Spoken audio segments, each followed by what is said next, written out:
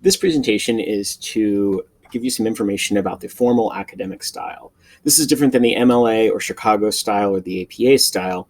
This is really just for academic writing, some standards that are across the board, some things that will save you some points as you're looking at your own writing. So this is really for revision and draft purposes.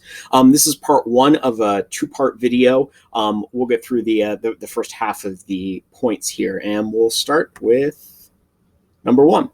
The first thing to look for in your writing is to avoid the use of vague and weak words like things, stuff.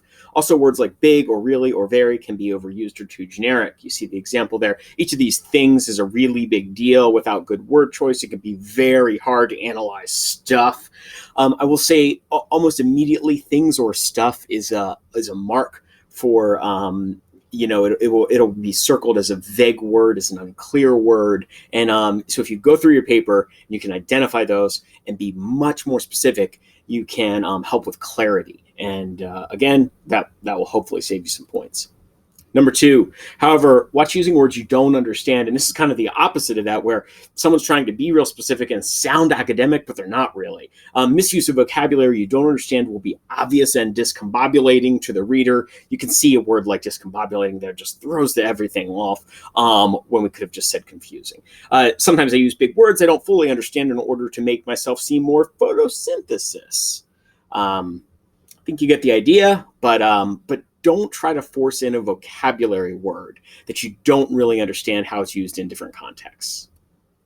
Number three, delete extra words. That is a common word that is included sometimes and doesn't need to be. In general, less is more.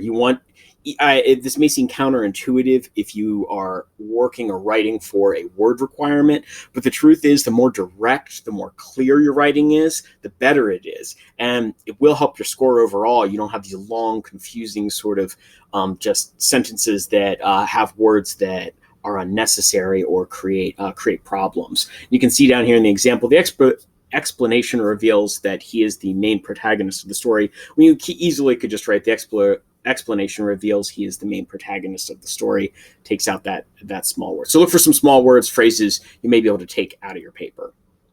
Number four, any slang term is prohibited, like that would be lame. This is really just about getting too casual. You do want to have a certain level of sophistication, and you want to make sure that you're not crossing that line. Usually when we see this mistake, it's kind of an accident.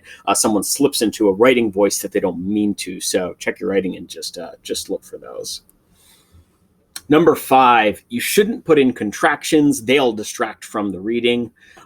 They'll also add a tone that'll be too casual. What will happen? This is something that even professors who don't teach or teachers who don't teach writing will mark this. It's just a well-known rule across the board for kind of any discipline. Part of the reason is that it actually changes tone. If you were to reread these two sentences and instead make them turn them into full statements, you should not put in contractions. They will distract from the reading. They will also add a tone that will be too casual. It gets more direct and it gets more forceful. And that can help your reading when you're trying, or your writing when you're trying to make an argument. So make sure look for those and try to remove them if you can. All right, and this will be the last point for part one. No first or second person point of view. Stay detached and objective. Making it personal or making assumptions about the reader can harm the argument. First or second person, a lot of times first person you'll see the I, or you'll see the we statements. You want to stay away from those. Instead of we Americans must rally for change, Americans must rally for change. Take those out or rewrite them. The you statements you will also want to avoid. You don't want to actually directly contact or comment to the reader. All right, we'll pick up here with the second half. You can just click on the next link.